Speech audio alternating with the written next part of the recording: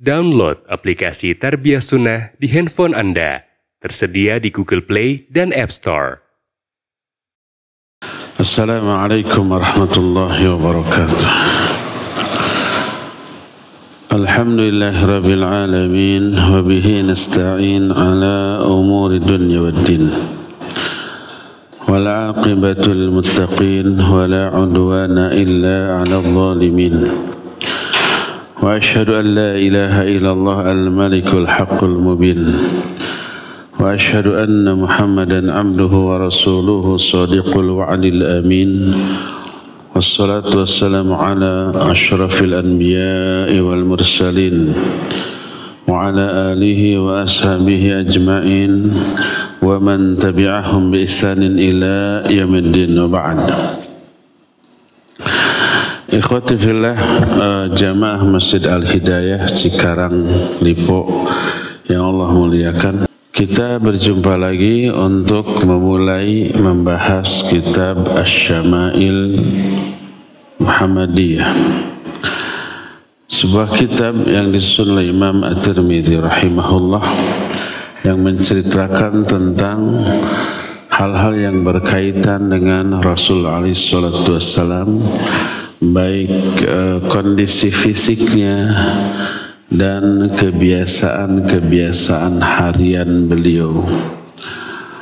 Itu kita bahas agar kita lebih mengenal beliau secara rinci dari segala aspek, sehingga kita pun bisa menerapkan tauladan beliau di dalam kehidupan kesehariannya. Muqaddimah dari kitab ini sudah kita bahas 2 kali, sehingga sekarang kita akan masuk ke dalam isi dari kitab ini. Poin pertama yang dibahas oleh mu'allif rahimahullah adalah kondisi fisik Rasul sallallahu alaihi wasallam, tentang tinggi atau rendah badannya, warna kulitnya, tentang rambutnya, tentang ubannya, tentang bahunya, tentang kakinya, cara berjalannya, dan seterusnya diterangkan secara rinci. Di antaranya tentang bentuk fisik Rasul sallallahu alaihi wasallam. Kana Rasul sallallahu alaihi wasallam laysa bitawil al-ba'in wala bil qasir wala bil abyadil amhaq wala bil adam wala bil ja'ad wala bil basit. Ba'athahu Allah ta'ala ala ra'si 40 sanah. فأقام بمكة 10 سنين وبالمدينة 10 سنين. توفاه الله تعالى على رأس 60 سنة وليس في رأسه ولحيته 20 شعرة بيضاء. Rasul sallallahu alaihi wasallam bukan orang yang sangat tinggi. Kata orang Sunda mah henteu jangkorang. Jangkorang itu tinggi banget. Juga tidak terlalu pendek, pertengahan di antara itu. Beliau kulitnya tidak putih bule, juga tidak sawo matang. Rambutnya tidak keriting sangat atau tidak lurus banget, tapi ikal bergelombang. Allah Azza wa Jalla mengutus beliau pada usia 40 tahun, tinggal di Mekah selama 10 tahun, di Madinah juga 10 tahun, dan Allah mewafatkan beliau pada usia 60 tahunan, dan di rambut atau di jenggotnya, ubannya tidak melebihi 20 helai. Beliau beruban tapi tidak banyak, jadi masih kelihatan hitam, tidak lebih dari 20 helai. Di riwayat lain seorang sahabat iseng-iseng menghitung jumlah uban Rasul sallallahu alaihi wasallam baik di rambut ataupun di jenggotnya, ternyata hanya 14 helai saja. Adapun bahunya dan sepanjang apa rambut beliau diterangkan oleh Malik bin Anas dan Rabi'ah bin Abdurrahman. Ini juga sumbernya dari Anas bin Malik. Ma ra'aitu man di lummatin fi halati hamra ahsan min Rasul sallallahu alaihi wasallam. Lahu sya'run yudrabu mankibaihi ba'idu ma bainal mankibain lam yakun bil qasir wal tawil. Aku tidak pernah melihat orang yang memiliki rambut yang rapih tersusun dan memakai pakaian merah yang lebih tampan daripada Rasul sallallahu alaihi wasallam. Jadi suatu saat Anas bin Malik melihat Nabi sallallahu alaihi wasallam tampil dengan rambut yang rapih, pakaiannya warna merah. Kata Anas, aku tidak pernah melihat orang yang lebih tampan dari Nabi sallallahu alaihi wasallam ketika itu. Disebutkan sya'run yudrabu mankibaihi. Rambutnya itu terurai sampai ke kedua bahunya. Ba'idu ma bainal mankibain. Jarak antara kedua bahunya itu agak jauh alias bahunya itu bidang. Beliau tidaklah berbadan pendek juga tidak berbadan tinggi, tapi pertengahan di antara keadaan itu. Bagaimana kondisi matanya dan bagian-bagian tubuh yang lainnya? Ada penjelasan apakah badannya itu buncit ataukah six pack. Apakah warna kulitnya itu putih ataukah sawo matang. Dan bagaimana kalau beliau berjalan baik di tempat yang rendah, menurun ataupun menanjak.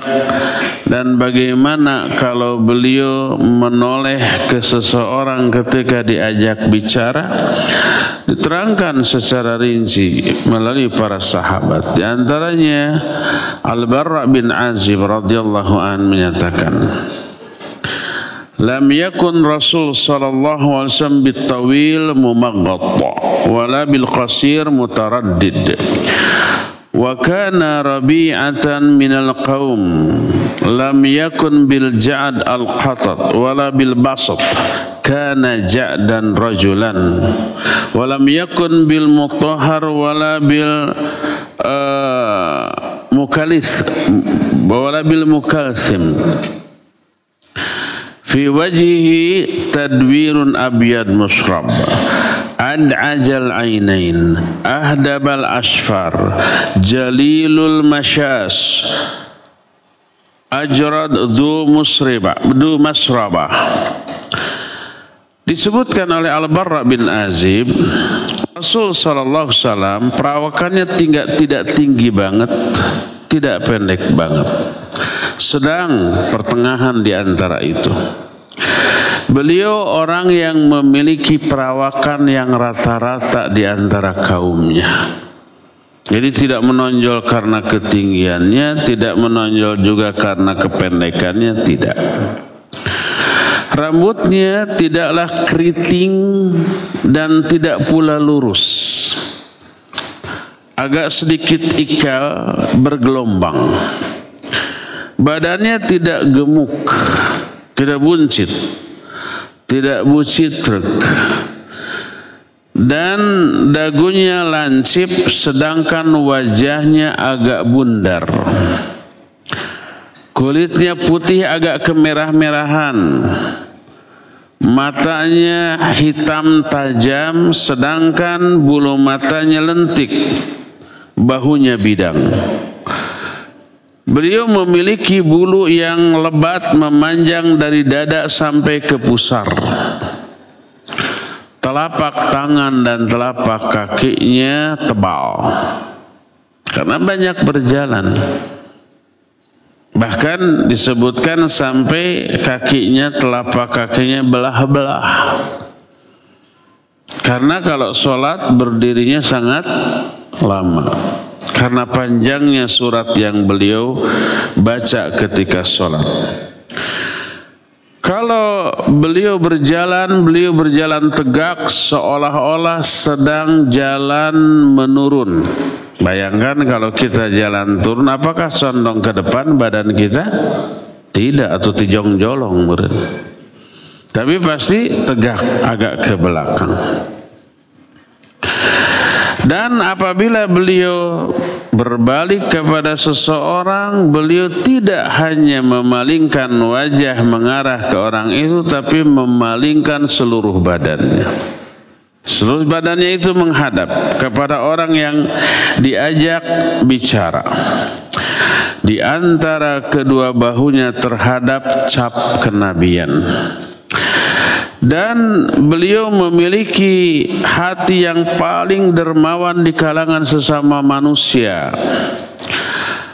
Ucapannya sebenar-benar ucapan di kalangan manusia, dan ekspresinya, perangainya sangat lembut dan sangat ramah, menebar banyak senyum ke setiap orang yang ada diajak bicara.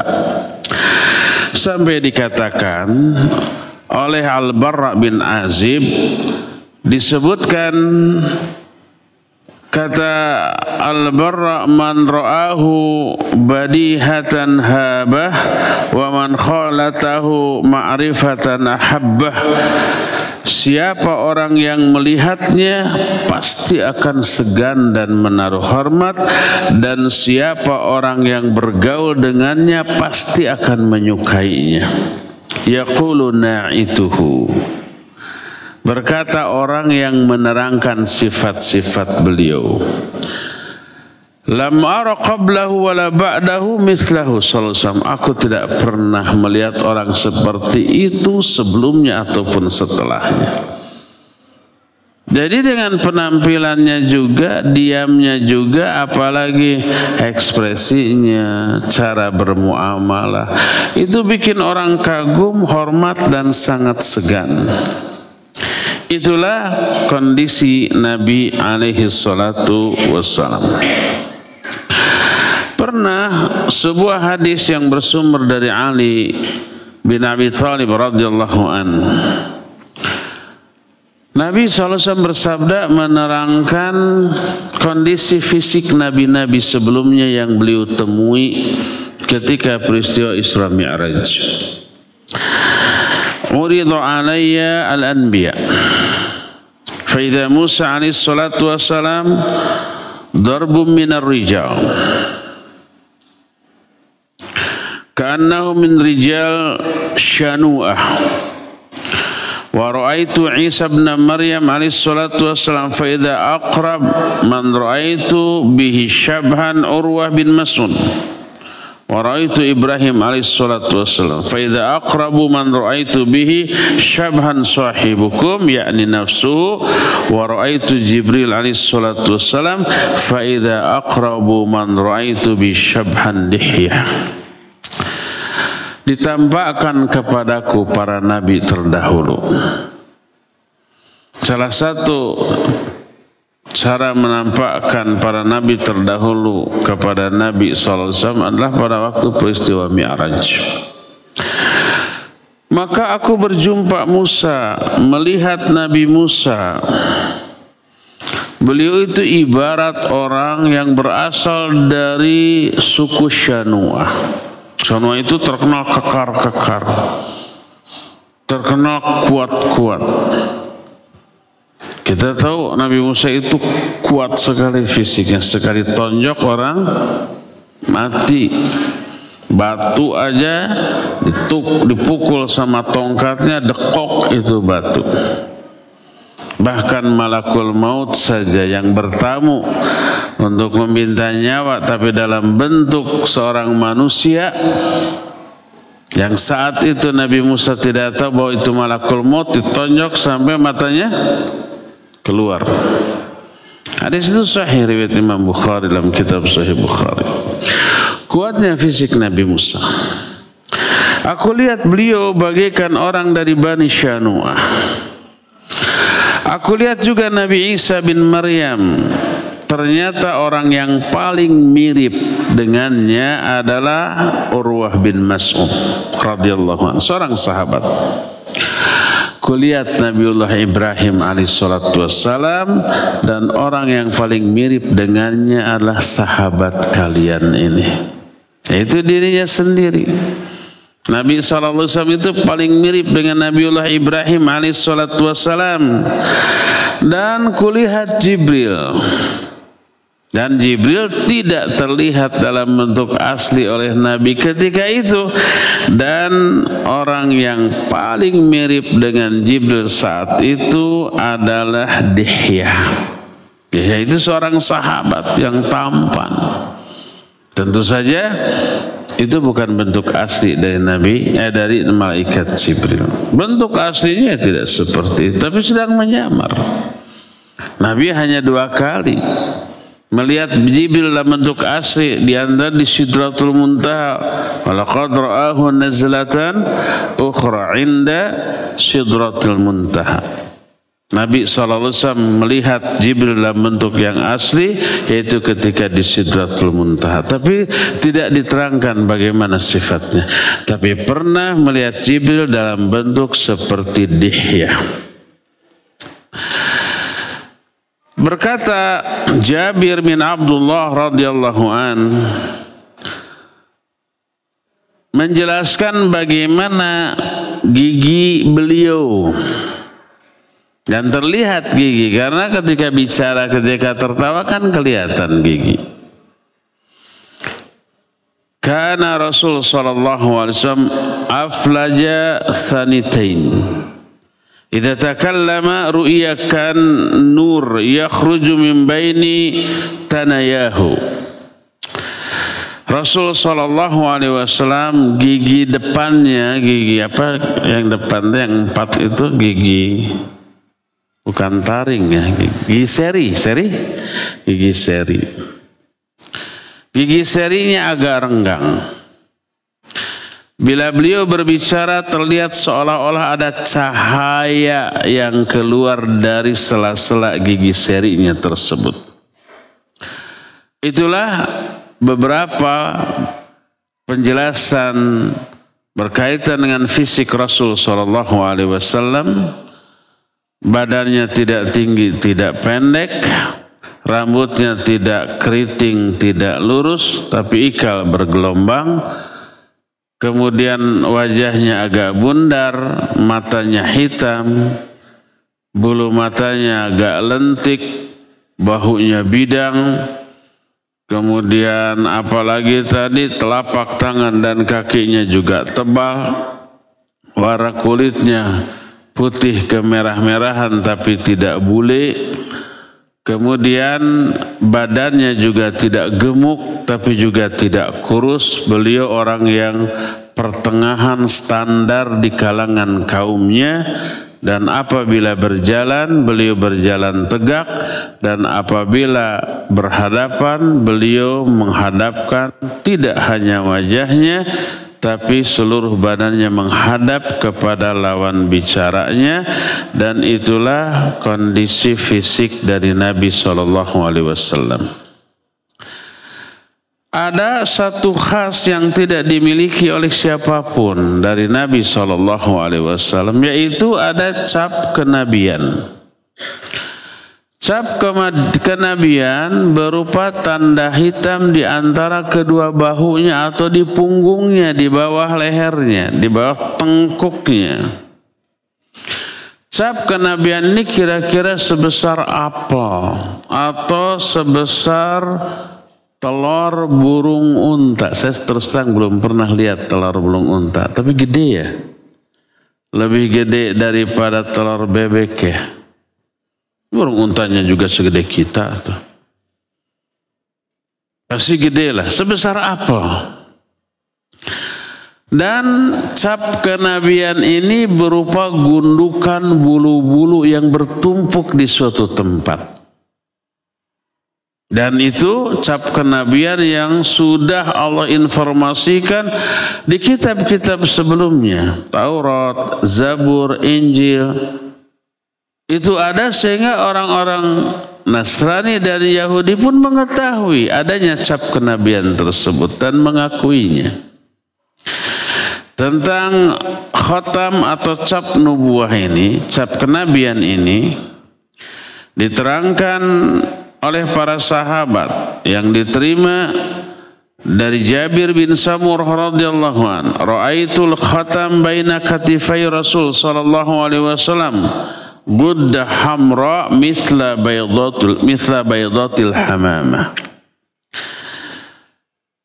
Aku melihat cap kenabian Rasul SAW terletak di antara kedua bahunya, di belakang tengkuknya, di atas punggungnya. Bentuknya seperti sepotong daging warna merah sebesar telur burung unta. Dan Ali radhiyallahu an idza wasafa Rasul sallallahu alaihi wasallam fa dzakara hadits bitulihi faqal baina katifai khataman nubuwah wa huwa khataman nabiyyin. Ali apabila menceritakan sifat-sifat Rasul sallallahu alaihi wasallam dengan cerita yang panjang, salah satu di antara ucapannya adalah di antara kedua bahunya terhadap cap kenabian. Masih dari Ali bin Abi Thalib radhiyallahu anhu. Qala li Rasul sallallahu alaihi wasallam, ya Aba Yazid, adni minni famsah dhahri. Famasahtu dhahrahu. Fawaqat asabi'i 'ala al-khatam. Qultu wa mal khatam? Qal sya'ra mujtami'at. Nabi SAW suatu saat bertemu dengan Abu Zaid Amr bin Al-Akhtab Al-Ansari, seorang bangsa Ansar di Madinah. Lalu berkata Nabi SAW, hai Abu Zaid, mendekatlah engkau, usaplah punggungku. Lalu aku usap punggungnya. Dibalik, dia memasukkan telapak tangannya ke dalam pakaian Rasul SAW, langsung menyentuh kulit punggung Rasul SAW. Dan ternyata jari-jariku menyentuh cap kenabian tersebut. Ada teraba. Maka ditanya kepada Abu Zaid, apakah khatam tersebut? Beliau menjawab, itu adalah kumpulan dari bulu-bulu yang bertumpuk di satu tempat. Jadi kelihatan, kerasa seperti itu. Itulah cap kenabian yang terdapat di punggungnya, di atas punggungnya, di antara kedua bahunya. Bagaimana, sepanjang apa rambut Rasul sallallahu alaihi wasallam, dan bagaimana cara beliau menyisir, berapa kali beliau menyisir rambutnya di dalam satu hari. Anas bin Malik radhiyallahu anhu menyatakan, kana sya'ru Rasul sallallahu alaihi wasallam idza nisfi udhunai. Rambut Rasul SAW itu sampai ke pertengahan kedua telinganya. Di telinga ini rambutnya sampai sini, menutupi 2 daun telinga setengahnya, setengah dari 2 daun telinganya. Dari Al-Barra bin Azib, dia berkata, kana Rasul sallallahu alaihi wasallam marbu'an ba'idu ma bainal mankibain wa kana jummatuhu tudrabu syahmata udhunai. Rasul sallallahu alaihi wasallam adalah orang yang berperawakan sedang, tidak tinggi tidak pendek, sedang. Kedua bahunya bidang, jarak kedua bahunya itu jauh, sedangkan rambutnya menyentuh kedua daun telinganya. Jadi rambutnya tidak pendek amat tidak cepak, tapi menyentuh kedua daun telinganya. Dari Qatadah, dia bertanya kepada Anas, qultu li Anas, karena Qatadah seorang tabi'in, kaifa kana sya'ru Rasulillah sallallahu alaihi wasallam, bagaimana sih rambut Rasul sallallahu alaihi wasallam? Maka dijawab, lam yakun bil ja'ad wala bis sabat, kana yablughu sya'ratun syahmata udhunai.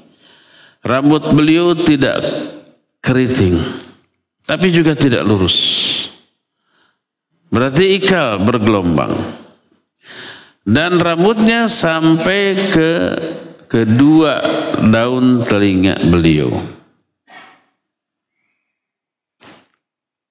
Ibnu Abbas radhiyallahu anhuma menjelaskan bagaimana cara Nabi alaihi salatu wasallam menyisir rambutnya. Kata beliau, kana yasdilu sya'rahu, beliau itu suka menyisir rambutnya ke belakang. Sedangkan orang-orang musyrik zaman dahulu disebutkan, haddatsana Abdullah bin Al-Mubarak ar-Yunus an Yazid an Zuhri, haddatsana Ubaidillah, kana al-musyrikun yufarriquna ru'usahum wa kana ahlul kitab yastadiluna ru'usahum wa kana yuhibbu muwafaqata ahlil kitab fima lam ya'mur fihi bi syai' thumma farraqa Rasul sallallahu alaihi wasallam ra'sah. Ada berita bahwa orang-orang musyrik suka menyisir rambut-rambut mereka itu dari kiri ke kanan. Mereka itu memisahkan rambut-rambut mereka, sedangkan ahlul kitab menyisir ke belakang. Selama tidak ada perintah lain, Rasul sallallahu alaihi wasallam lebih memilih menyesuaikan kebiasaan dengan ahlul kitab. Kemudian Rasul sallallahu alaihi wasallam menyisir rambutnya dari kiri ke kanan, dan Nabi sallallahu alaihi wasallam melakukan yang seperti itu di akhir dari kehidupannya. Bagaimana cara beliau menyisir dituturkan oleh Anas bin Malik. Karena Rasul sallallahu alaihi wasallam yukthiru dihna ra'sihi wa tasrihi lihyatihi wa yukthirul qana hatta ka'anna thawbahu thawbu zayyat. Rasul sallallahu alaihi wasallam sering meminyaki rambutnya, menyisir janggutnya, dan waktu menyisir rambutnya beliau menutupi bahunya dengan suatu kain sampai kain itu berminyak seolah-olah kain tukang minyak. Minyaknya beda dengan minyak zaman sekarang. Jadi berkilat karena ada minyaknya. Dan Abdullah bin Mughaffal pernah menyatakan, naha Rasul sallallahu alaihi wasallam anit tarajjul illa ghabban.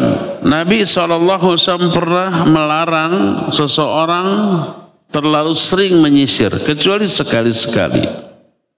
Bahkan ada hadis naha Rasul sallallahu alaihi wasallam anit tarajjul kulla yaum. Rasul sallallahu alaihi wasallam melarang orang laki-laki menyisir setiap hari. Kalau setiap hari berarti minimal sekali sehari ya. Dilarang. Kita menyisir sehari berapa kali? Ada 5 kali? Kayaknya lebihnya. Hampir setiap melalui cermin mampir dulu atau nyisir dulu. Kadang di jalan juga tuh sisir ada di sini ya. Di jalan ada yang bening langsung nyisir. Ada yang begitu. Itu yang sedang ganjen. Para Nabi SAW melarang seseorang laki-laki menyisir setiap hari. Saya pernah tanya hadis ini kepada Syekh Salim bin Id dalam satu daurah. Ya Syekh, naha Rasul SAW anit tarajjul kulla yaum. Wa nahnu natarajjul fil yaumi akthar min 5 marrat. Saya bilang begitu.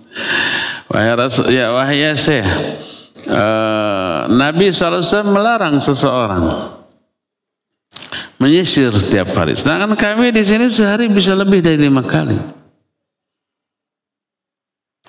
Apakah larangan ini litahrim atau litanzih?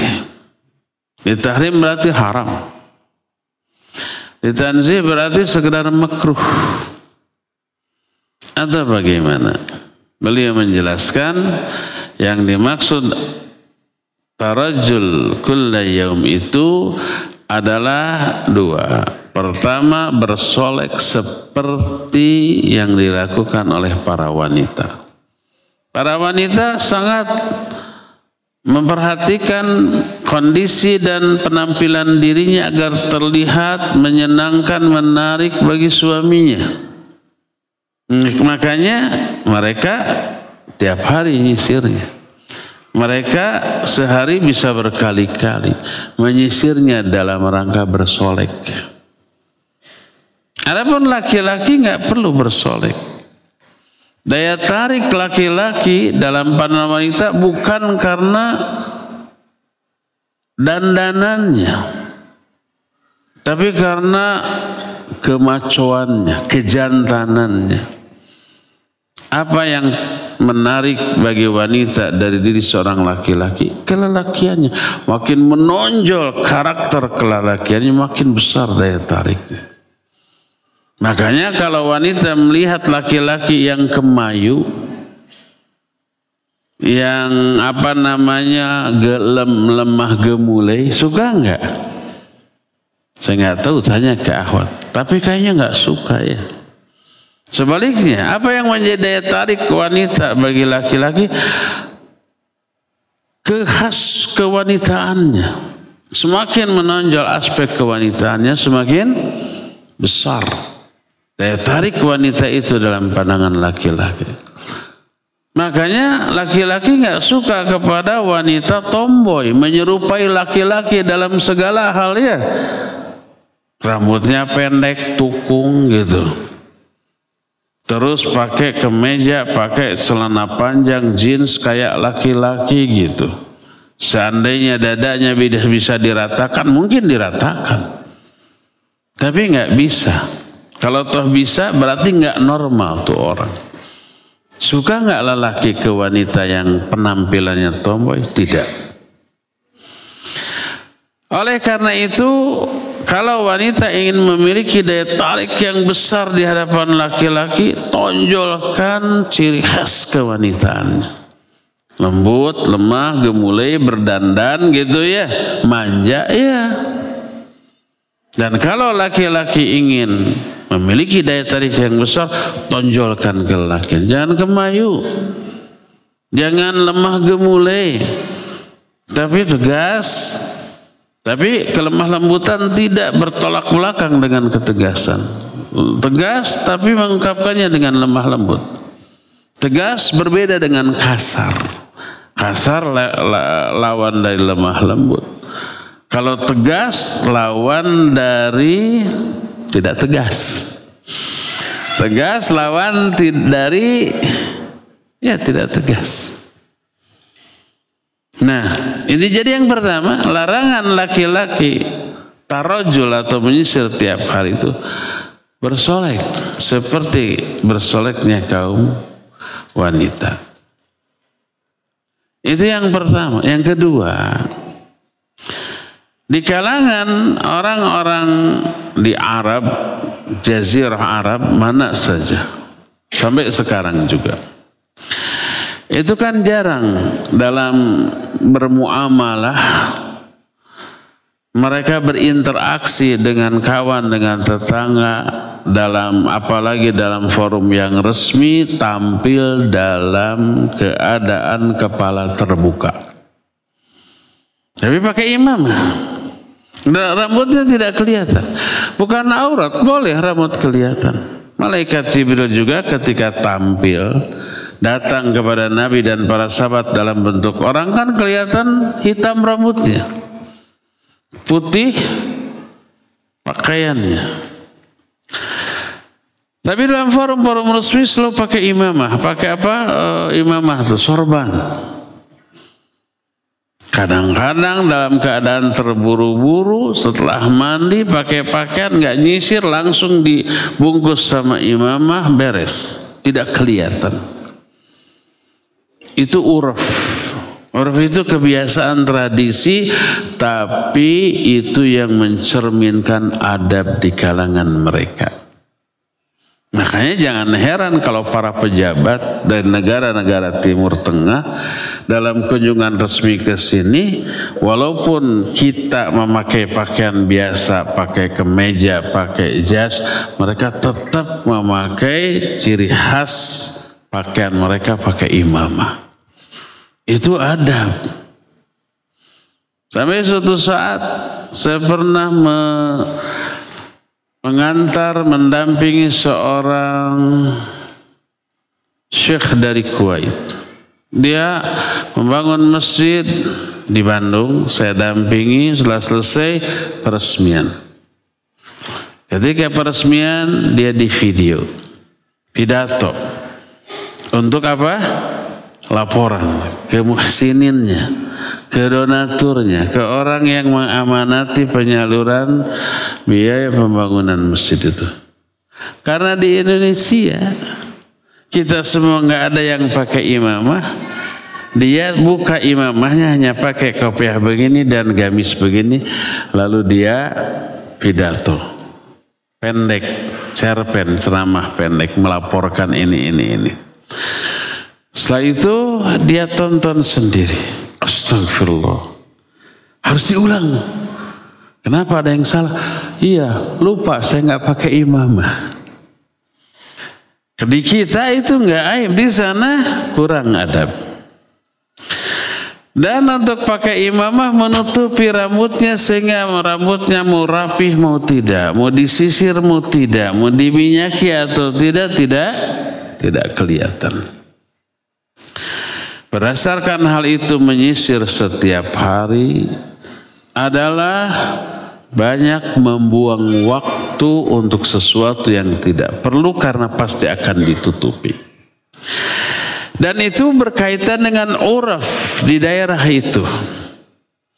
Adapun di kita urafnya tidak memakai imamah. Bahkan juga kopiah. Tidak tidak dianggap aib orang yang dalam forum resmi tidak menutupi kepala di kita. Kalau kepala terbuka dalam keadaan rambut acak-acakan, apa yang terjadi? Aib bagi dia. Berdasarkan hal itu, larangan menyisir setiap hari karena dua hal. Pertama, karena dalam rangka bersolek seperti bersoleknya kaum wanita.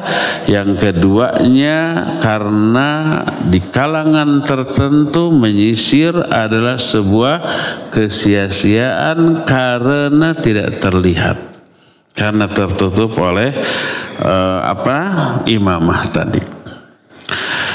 Itulah makanya disebutkan yang dilarang menyisir adalah seperti apa yang dilakukan oleh wanita pesolek. Abdullah bin Mughaffal radhiyallahu an, seorang sahabat yang masyhur yang menuturkan riwayat tentang melarangnya Nabi SAW untuk bersisir sesering mungkin seperti para wanita pesolek. Itulah tata cara menyisir Nabi SAW. Bagaimana dengan uban Nabi SAW? Apa ubannya dibiarkan ataukah disemir? Baik rambutnya ataupun jenggotnya. Qatadah pernah bertanya kepada Anas bin Malik, hal khadaba Rasul sallallahu alaihi wasallam. Kata Qatadah kepada Anas, apakah Nabi sallallahu alaihi wasallam menyemir rambutnya yang telah beruban? Maka dijawab, lam yablugh dzalik, innama kana syaiban fi sadghaihi. Tidak pernah terjadi Nabi SAW menyembir rambutnya atau ubannya karena ubannya itu tidak sampai kepada jumlah yang banyak terlihat, hanya beberapa lembar saja. Walakinna Abu Bakr khadaba bil hina, tapi Abu Bakar ya menyemir dengan pacarnya. Pacar itu sejenis pohon, bukan pacar kabogoh, bukan. Tapi sejenis daun-daun hina, sekarang jadi hina juga ya namanya ya. Kemudian dikeringkan, kemudian dibasahi sedikit, kemudian dioleskan ke ubannya, dibiarkan beberapa lama, lalu berubah warna ubannya menjadi warna pacar tadi. Ya Abu Bakar menyemir itu. Kalau Nabi tidak, karena ubannya tidak banyak, masih mayoritas hitam. Masih dari Anas radhiyallahu an, ma adadtu fi ra'si Rasul sallallahu alaihi wasallam wa lihyati illa 14 sya'ratan bayda. Aku telah menghitung di kepala Rasul sallallahu alaihi wasallam dan di janggotnya. Ternyata uban beliau hanya sebanyak 14 lembar saja. Meniimatnya, menileken gitu. Dihitung gitu satu. Pasti nggak semenit 2 menit tuh. Apalagi ngitung rambut kan susah, ya nggak? Kalau takut kelewat atau terulang 2 kali gitu dihitung. Ternyata hanya 14 lembar. Tidak sampai 20 lembar. Kalau hanya 14 atau katakanlah 20, apa kelihatan? Tidak begitu kelihatan. Maka tidak perlu untuk disemir atau dicat. Bahkan disebutkan dari Ibnu Abbas radhiyallahu anhuma, qala Abu Bakar, ya Rasulullah, qad syibta. Suatu saat Abu Bakar berkata, syibta ya Rasulullah, engkau telah beruban ya Rasulullah. Kelihatan 1, 2, tadi ada 14. Apa jawab Rasul sallallahu alaihi wasallam? Beliau menyatakan, syayabatni Hud wal waqi'ah wal mursalat wa amma yatasaalun wa idza syamsi kubirat.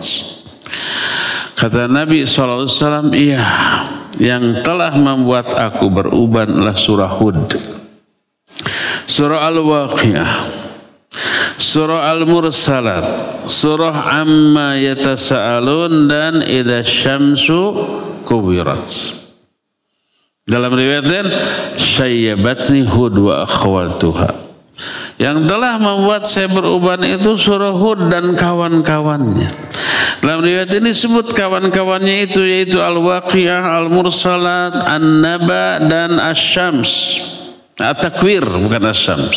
Idza syamsu kubirat. Kenapa Nabi SAW beruban? Karena surat-surat tadi. Karena semua surat yang disebut oleh Nabi SAW banyak berbicara tentang hari kiamat. Penghayatan beliau tentang hari kiamat yang sangat mendalam. Ingat, kondisi pada hari kiamat menyebabkan anak-anak seketika berubah. Orang yang hamil seketika keguguran. Wanita yang sedang menyusui bayinya tiba-tiba melemparkan bayi yang sedang disusuinya. Itu kondisi yang terjadi pada hari kiamat. Dahsyat. Sampai disebutkan anak-anak mendadak berubah. Quran menjelaskan demikian, hadis menerangkan demikian. Oleh karena itu penghayatan Nabi SAW terhadap ayat-ayat tentang kiamat itu yang membuat beliau beruban. Ketika kata Abu Bakar, "Syibta ya Rasulullah," engkau telah beruban ya Rasulullah. Beliau menyatakan, "Syayabatni Hud wa akhwatuha." Yang membuat saya beruban adalah surah Hud dan kawan-kawannya. Disebut kawan-kawannya Al-Waqiah. Al-Waqiah hari kiamat. Idza waqa'atil waqi'ah laisa liwaq'atiha kadhibah khafidatur rafi'ah. Itu tentang kiamat. Demikian juga Al-Mursalat, demikian juga An-Naba, amma yatasal. An-Naba itu sendiri kiamat maknanya, berita besar, itu kiamat. Demikian juga At-Takwir idza syamsu kuwirat, ketika matahari digulung, itu kiamat. Dan itu yang membuat beliau beruban. Sekalipun demikian, Nabi pernah menyemir rambutnya, walaupun ubannya hanya beberapa lembar.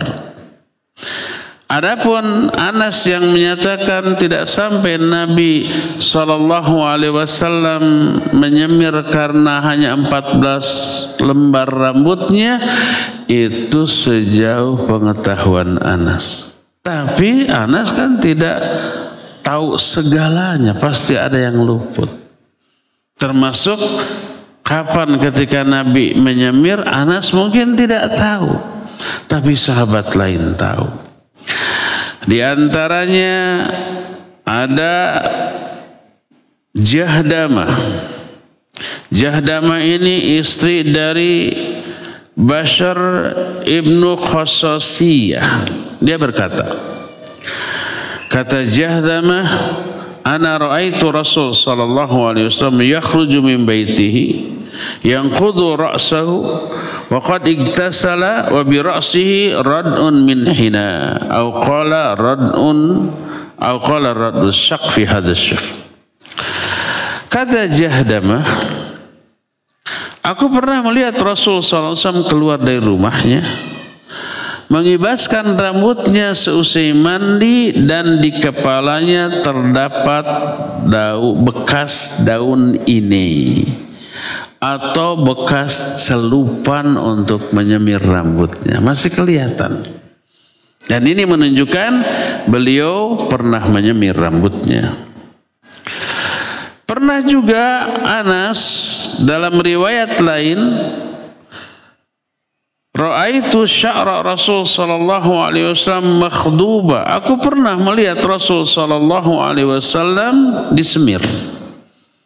Tadi dikatakan ketika ditanya, apakah Nabi pernah menyemir? Enggak. Tapi di sini, ya aku pernah melihat.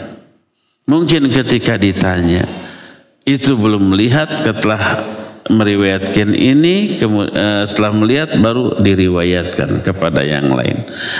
Oleh karena itulah ya Nabi SAW pun menyemir rambutnya. Makanya para ulama mensunnahkan menyemir rambut bagi orang yang sudah beruban. Ayahan dari Abu Bakar As-Siddiq radhiyallahu anhu sudah sepuh, sudah tua. Semua rambutnya putih. Nabi menganjurkan alangkah baiknya kalau ini disemir. Maka sunnah, tapi sunnah itu hanya bagi yang sudah beruban. Untuk merubah warna rambutnya yang putih menjadi warna lain selain warna hitam. Bisa kuning, bisa coklat, bisa merah atau warna apapun asal tidak warna hitam. Dan itu sunnah. Bukan genit. Kakek-kakek genit disemir. Sunnah ini. Perintah Rasul SAW. Nabi sendiri disemir walaupun hanya 14 lembar. Berdasarkan hal itulah jangan nyinyir. Jangan sentimen kepada laki-laki yang sudah beruban kemudian menyemir rambutnya. Selain suka menyemir rambutnya ataupun jenggotnya yang sudah beruban, ternyata Nabi SAW juga suka mencelak matanya. Dicelak, bukan dicelak, dihina. Dia pakai celak mata. Apa namanya? Kalau wanita zaman sekarang eyeshadow gitu. Laki-laki boleh-boleh, sunnah. Itu bukan ciri khas para wanita. Wanita boleh-boleh. Tidak menjadi ciri khas wanita kalau kita pakai celak mata menyerupai wanita. Tidak. Itu sunnah Nabi SAW. Sebagaimana dari Ibnu Abbas radhiyallahu anhuma, anna Nabiyya sallallahu alaihi wasallam qala iktahilu bil asad, iktahilu bil ithmid fa innahu yajlul basar wa yambitu syar. Kata Nabi sallallahu alaihi wasallam, bercelaklah kalian dengan ithmid, ya dengan celak mata. Karena sungguhnya celak mata itu bisa mencerahkan penglihatan dan menumbuhkan bulu-bulu mata. Maka dikatakan an-Nabiyya sallallahu alaihi wasallam kanat lahu mikhalah yaktahilu minha kullalailatin wa kullalailati thulatha fi hadhihi wa thulatha fi hadhihi. Nabi sallallahu alaihi wasallam memiliki botol tempat celak mata yang digunakan untuk bercelak pada setiap malam, 3 oles di sebelah kanan, 3 oles dari sebelah kiri. Dua-duanya 3 oles. Apa yang dicelaknya di sekitar mata, jangan ke matanya, ke perengpenan.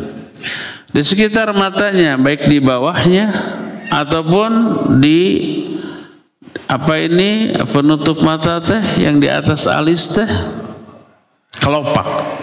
Jangan ke matanya. Itu yang bisa mencerahkan pandangan. Dan itu diperintahkan oleh Nabi alaihi salatu wassalam. Selain suka mencelak, bukan mencela, menghina, Nabi SAW menerangkan pakaian yang beliau sukai. Sebagaimana dari Ummu Salamah radhiyallahu anha, beliau berkata, "Kana ahabbu thiyabi ila Rasul sallallahu alaihi wasallam al-qamis." Pakaian yang paling dicintai oleh Rasul sallallahu alaihi wasallam adalah qamis. Pakaian yang panjang. Bahkan Anas bin Malik radhiyallahu an menuturkan, anna Nabiyya sallallahu alaihi wasallam kharaja wa huwa yattaki'u ala Usamah bin Zaid alaihi thawbun qatiriyun qad tushahu bihi fasalla bihim. Kata Anas, Nabi SAW keluar dari rumahnya dengan bertelekan kepada Usamah bin Zaid. Beliau memakai pakaian qitri. Qitri itu yang berasal dari Qatar, yang kainnya khas dari sana, dan disampaikan di bahunya. Diapakan? Diselendangkan di bahunya, kemudian beliau sholat bersama manusia. Masih dari Anas bin Malik, kana ahabbu thiyab ila Rasul sallallahu alaihi wasallam yalbisuhu al-hibara. Pakaian yang paling disukai oleh Rasul sallallahu alaihi wasallam yang biasa dipakai adalah al-hibara. Al-hibara, pakaian yang kainnya berasal dari Yaman. Katun, tapi biasanya polos putih tapi ada garis-garis hitamnya. Dan itu yang disukai oleh Rasul sallallahu alaihi wasallam. Adapun warna pakaian yang paling beliau sukai adalah warna putih. Dan beliau memerintahkan orang untuk sering memakai warna putih dan memakaikan kain kafan dengan warna putih ketika kematiannya. Sebagaimana dari Ibnu Abbas radhiyallahu an berkata Rasul sallallahu alaihi wasallam, "Alaikum bil bayad minas thiyab liyalbisha ahya'ukum wa kaffinu fiha mautakum fa innaha min khairi thiyabikum." Kata Nabi SAW, pakailah oleh kalian pakaian warna putih yang dipakai oleh orang-orang yang hidup di antara kalian, dan kafani orang yang mati di antara kalian dengan warna putih, karena itu sebaik-baik warna pakaian kalian. Tapi sekali lagi ini khusus untuk laki-laki. Khas. Wanita jangan. Karena menyerupai laki-laki. Wanita pakailah pakaian yang warnanya gelap. Bisa hitam, bisa biru, coklat, atau hijau, atau warna gelap lain. Hindarkan warna putih. Termasuk untuk sholat, apalagi untuk sholat. Hindarkan mukena warna putih. Karena itu tasyabuh dengan laki-laki yang lebih disukai dipakai baik oleh yang hidup atau yang sudah mati sebagai kain kafan bagi laki-laki. Itulah pakaian yang disukai Rasul sallallahu alaihi wasallam, yaitu warna putih. Selain beliau memakai warna putih, beliau juga suka memakai khuf. Di kita nggak ada khuf. Kalau di kita ada yang pakai khuf, biasanya beli dari Saudi pas umroh, pas haji, atau pesan ke orang. Khuf itu bukan kaos kaki, bukan sepatu, tapi pertengahan di antara itu. Pakai kaos kaki dulu, terus khuf, terus sepatu. Kadang-kadang khuf saja di dalam rumah atau di luar rumah. Dan itu dipakai oleh Rasul sallallahu alaihi wasallam. Sebagaimana Ibnu Buraidah dari abinya, dari bapaknya, menyatakan bahwa anna Najasyi ahda lin Nabi sallallahu alaihi wasallam khuffain aswadain sadijain falabisahuma thumma tawadda'a wa masaha alaihima. Raja Najasyi memberi hadiah kepada Nabi SAW sepasang khuf yang hitam pekat. Lalu Nabi SAW memakainya. Kemudian beliau berwudu, dan ketika berwudu hanya menyapu, menyentuh atau mengusap bagian atas dari khufnya. Jadi tidak mencuci kakinya. Dan ini dibahas oleh para ulama bahkan dalam bab akidah. Dalam bab akidah ada bab al-massu alal khuffain. Mengusap bagian atas dari khuf. Dengan catatan ketika memakai khuf tersebut si pemakainya dalam keadaan suci.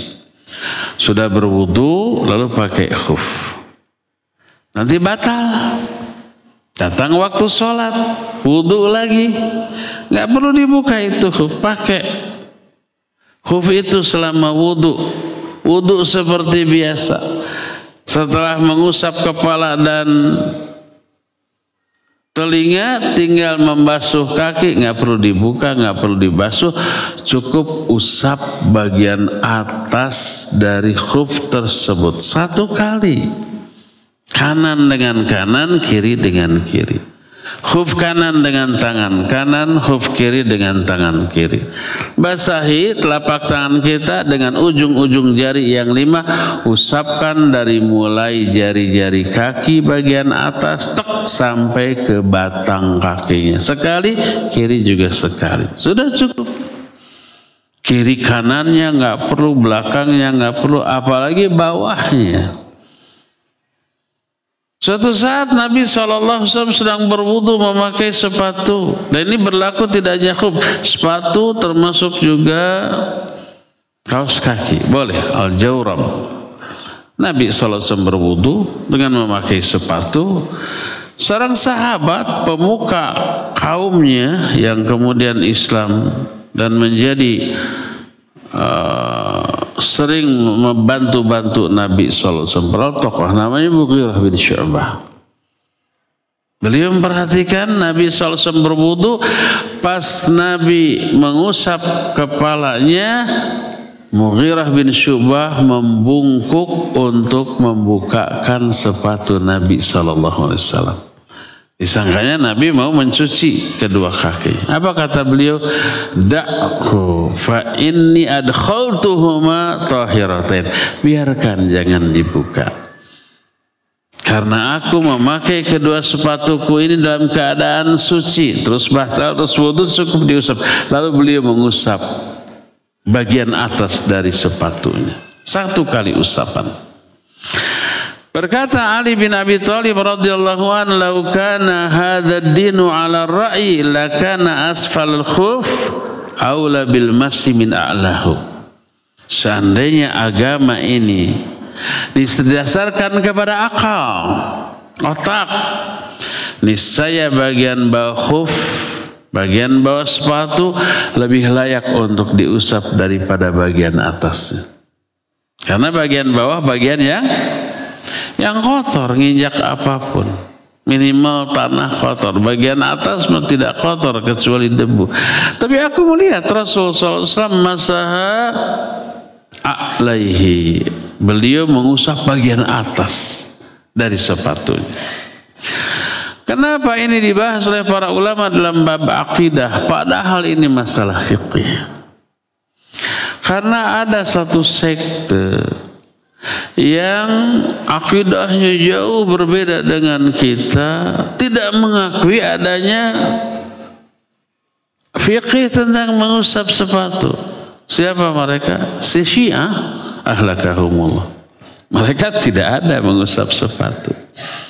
Padahal yang meriwayat ini salah satunya Ali bin Abi Thalib yang dianggap imam pertama mereka.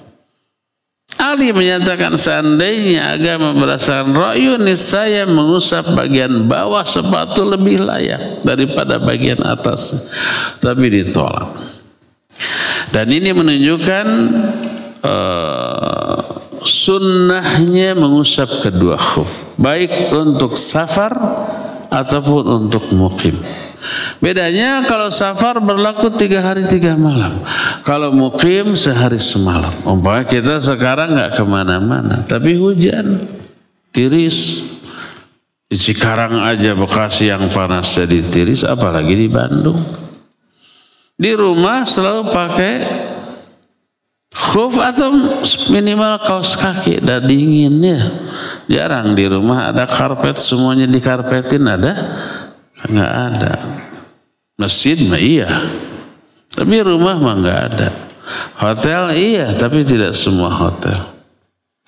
Jadi dingin, jadi pakai kaos kaki. Pas mau wudu nggak perlu dibuka itu kaos kaki. Wudulah dengan berkaos kaki. Nanti pas bagian mencuci kedua kaki, usap bagian atas dari kaos kaki tersebut. Sekali usap. Kaki kanan dengan tangan kanan, kaki kiri dengan tangan kiri, dengan syarat kaos kaki itu dipakai dalam keadaan suci. Kita berwudu dulu, lalu pakai kaos kaki. Nanti batal. Terus sholat wudu lagi itu kaos kaki tidak perlu dibuka, usap. Adapun kalau pakai ke WC dulu, setelah ke WC nggak wudu terus pakai kaos kaki, nah nanti wudu nggak boleh diusap, harus dibuka itu ya.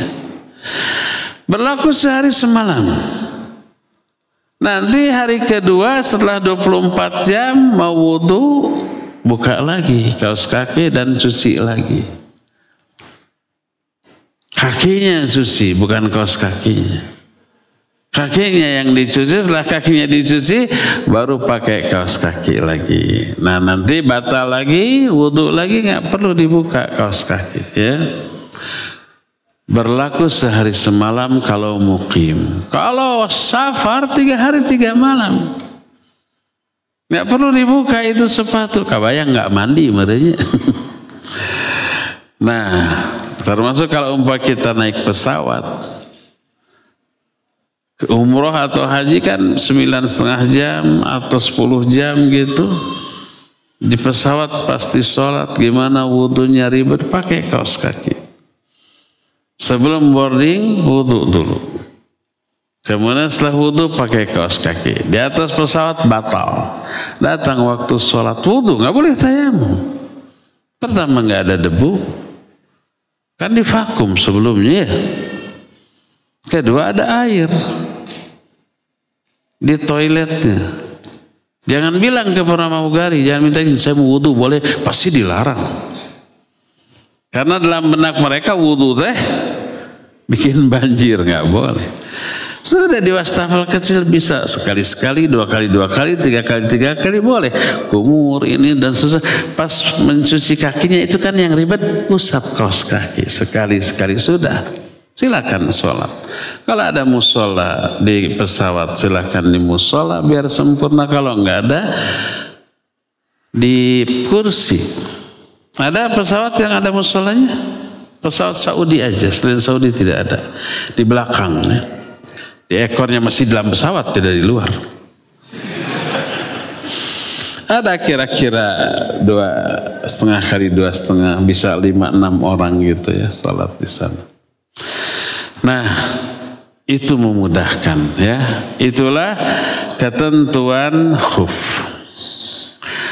Selain khuf, Nabi SAW juga suka pakai sendal. Merek apa yang biasa beliau pakai? Tidak ada merek. Tapi bentuknya bagaimana? Apakah sendal jepit? Iya, sendal jepit. Gimana keterangan tentang sendal Rasul Sallallahu Alaihi Wasallam? Tentang sendal ini ada beberapa riwayat, dan sendal sunnah dipakai termasuk di dalam sholat. Para ulama memasukkan sholat dengan memakai sendal minal sunanil mahjurah, termasuk sunnah yang sudah ditinggalkan banyak orang. Para sunnah. Kalau gitu ke masjid pakai sendal, jangan. Ribut sama DKM. Apalagi musim hujan. Dari rumah pakai sendal, sunnah. Masuk ke masjid, jeblok gitu. Pas saya. Sunnah. Kalau di zaman Nabi SAW tidak berkarpet, tidak berlantai. Tapi alasnya apa? Ya tanah. Jadi pantas pakai sendal juga. Nggak madarat. Kalau timur madarat, jangan. Keterangan tentang sendal Rasul Sallallahu Alaihi Wasallam sebagai berikut. Ada banyak riwayat tentang hal ini. Riwayat ini kita akan bahas di pertemuan yang akan datang. Sekarang sudah lewat waktunya, sudah 1 jam lebih, dan tinggal tersisa waktu 10 menit untuk bertanya jawab. Penjelasan ini cukup sampai di sini. Insyaallah nanti kita akan lanjut di hari-hari mendatang, dan kita masih punya sisa waktu untuk bertanya jawab. Kalau ada pertanyaan dipersilakan. Wassallallahu ala nabiyina Muhammadin wa ala alihi wa ashabihi wasallam. Pertanyaan pertama. Mungkin juga terakhir. Oh enggak.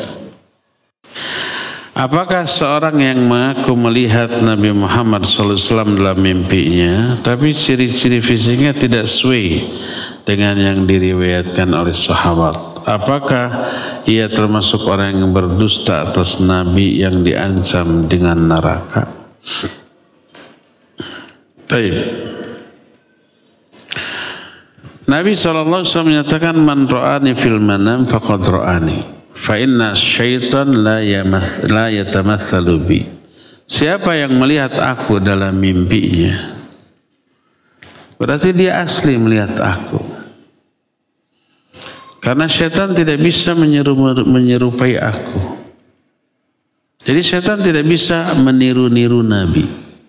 sallallahu alaihi wasallam. Tapi kalau ngaku Nabi walaupun tidak mirip bisa? Iya, iyalah bisa. Apalagi ke orang yang tidak tahu ciri-ciri fisik Nabi sallallahu alaihi wasallam. Nih, saya Nabi dalam mimpi. Oh, ada hadis benar, akhirnya dipercaya. Gimana ciri-cirinya? Hitam. Terus kekar kayak petarung. Oh, berarti bohong. Rambutnya putih semuanya. Bohong juga.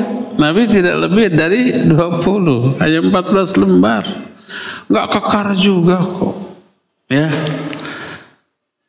Atau rambutnya panjang seperti perempuan. Dipastikan itu bukan Nabi sallallahu alaihi wasallam. Itu setan berbentuk lain tapi mengaku Nabi. Apalagi kalau kita tahu ciri fisik seperti yang tadi dijelaskan. Tidak tinggi, tidak pendek. Warna kulitnya juga putih kemerah-merahan. Matanya juga hitam gitu. Kemudian rambutnya juga ikal bergelombang, tidak terlalu panjang, tidak pendek cepak.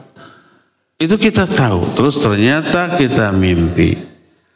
Bertemu seseorang. Seorang itu ngaku Nabi. Kemudian cirinya kok beda dengan riwayat yang kita dengar. Matanya coklat atau kebiru-biruan kayak orang bule. Rambutnya pirang. Itu dipastikan bukan Nabi sallallahu alaihi wasallam. Tapi setan yang tampil dalam bentuk seseorang yang bukan seperti Nabi lalu mengaku Nabi. Maka tidak boleh, ya. Apakah orang itu termasuk berdusta atas Nabi sallallahu alaihi wasallam? Tergantung. Kalau dia tahu hadis itu. Dia tahu ciri-ciri Nabi SAW dalam hadis. Lalu agar dianggap hebat. Kan gitu tuh. Tokoh-tokoh agama yang ingin dianggap hebat. Ngaku mimpi berjumpa dengan Nabi SAW. Agar orang-orang menganggap dia wah gitu. Didatangi oleh Nabi loh. Yang paling konyol adalah melihat Nabi dalam keadaan sadar, bukan mimpi. Itu super konyol. Sekonyol apapun oleh orang yang lebih konyol dipercaya. Atau mengaku Nabi ada di sampingnya loh. Ngomong ke saya loh. Konyol nggak tuh orang? Konyol. Siapa yang lebih konyol? Yang mempercayai. Kenapa dia ngomong begitu? Biar dianggap hebat. Walah didampingi oleh Nabi terus. Jangan dipercaya, ya. Jangan dipercaya. Semoga Allah membalikan hati orang-orang seperti itu sehingga taubat dari kekeliruannya, ya. Taubat dari memanipulasi umat. Taubat dari menonjol-nonjolkan diri dengan sesuatu yang konyol.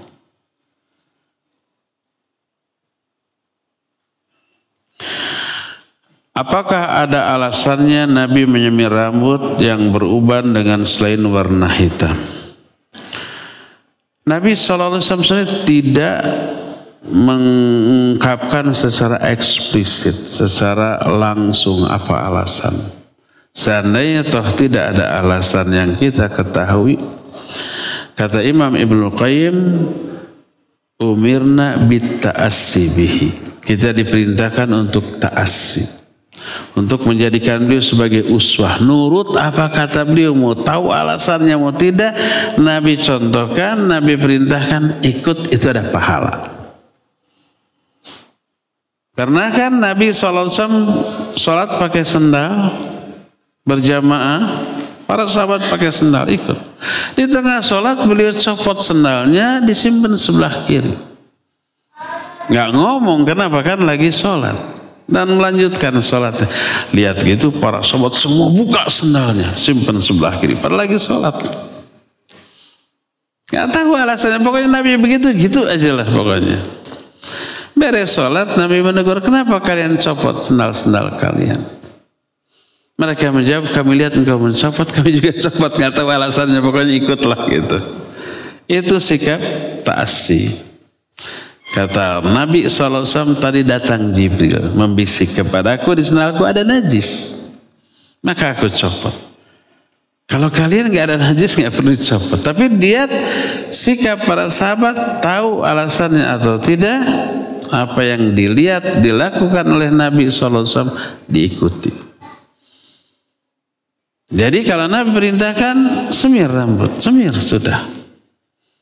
Asal yang putih yang beruban. Adapun yang masih putih, yang masih hitam, belum ada uban tapi ingin tampil berbeda, terus dicat menjadi warna pelangi, ada merah, kuning, hijau di langit, nggak boleh, haram karena merubah ciptaan Allah.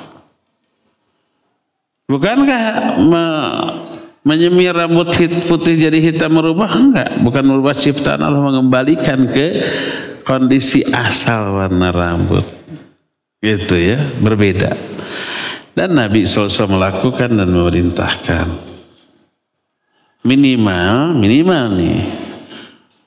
Kalau umpamanya kita sudah memutih terus dihitamkan, dicat lagi dengan warna selain hitam dan selain putih, nampak lebih fresh lagi, lebih segar, memberikan sugesti kuat, berikan sugesti semangat. Tidak, udah loyo aja nih, udah ini keriput, ini putih semuanya, itu memberi sugesti saya sudah tua, akhirnya loyo, lelesan. Tapi kalau masih muda, semangat. Ingat umur, nah 60. Tapi ngaca kayak 30. Memberi sugesti. Akhirnya dia berperilaku seperti orang yang berusia 30. Masih kuat. Tahajud masih bisa, saum Daud juga masih mampu gitu ya, oleh cuaca yang ekstrim tidak terhalang ke masjid untuk kajian atau untuk sholat, memberikan sugesti yang positif dan bagus ya.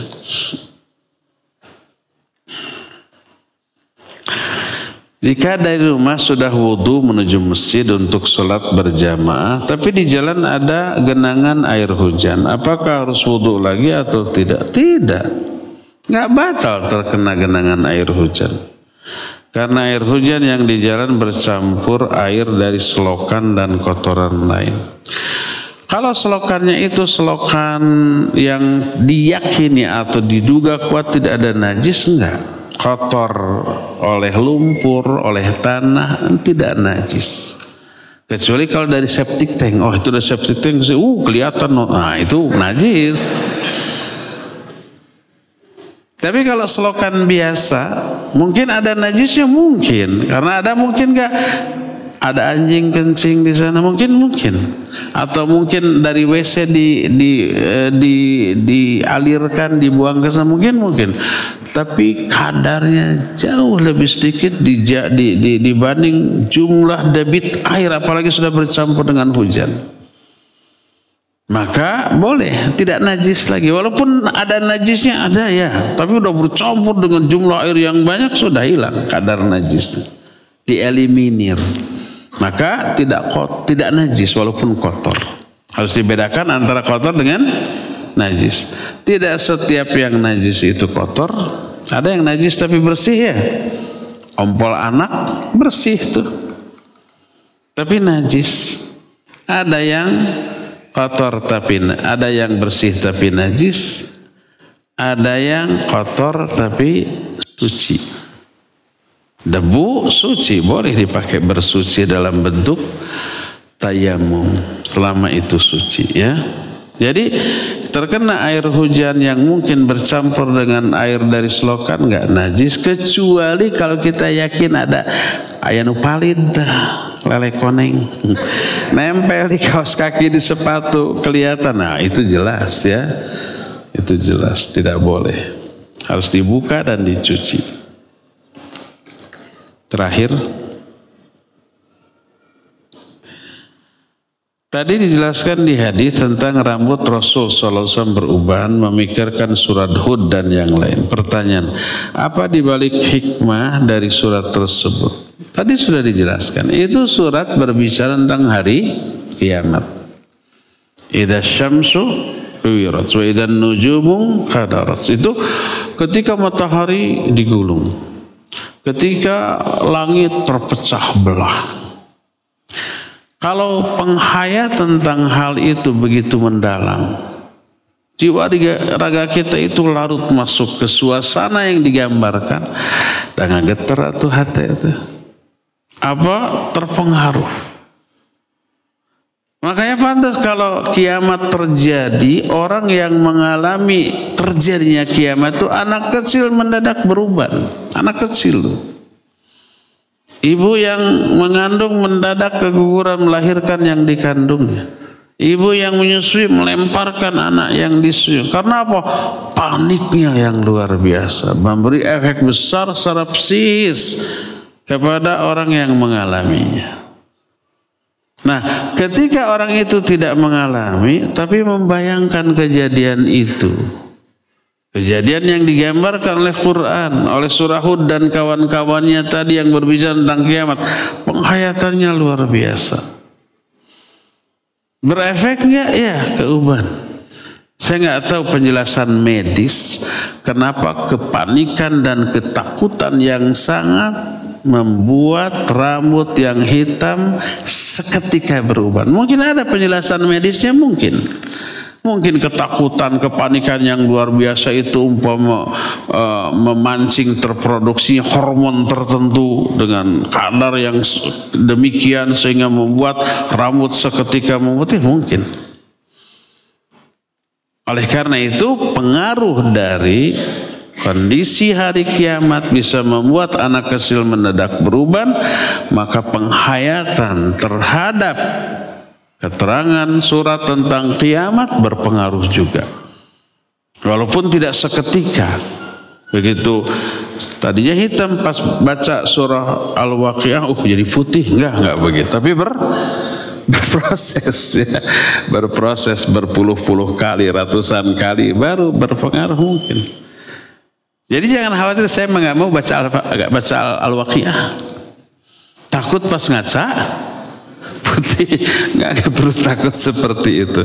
Saya mah baca Al-Waqiah sering, tapi nggak mau dihayati itu. Takut putih, nggak perlu begitu ya. Hayati semendalam mungkin ya. Putihnya rambut nanti kita akan bahas bahwa orang yang beruban dalam keadaan Islam, ubannya itu akan menjadi cahaya pada hari kiamat.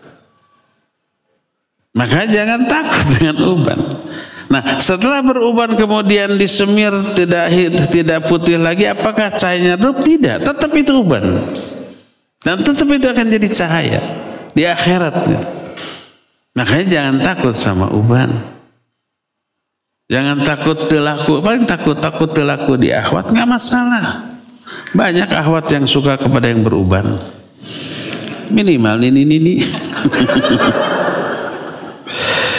Cukup ya sampai di sini. Subhanakallahumma bihamdik asyhadu an la ilaha illa anta astaghfiruka wa atubu ilaik. Walhamdulillahirabbil alamin wa sallallahu ala nabiyina Muhammadin wa ala alihi wa ashabihi wasallam. Wassalamualaikum warahmatullahi wabarakatuh.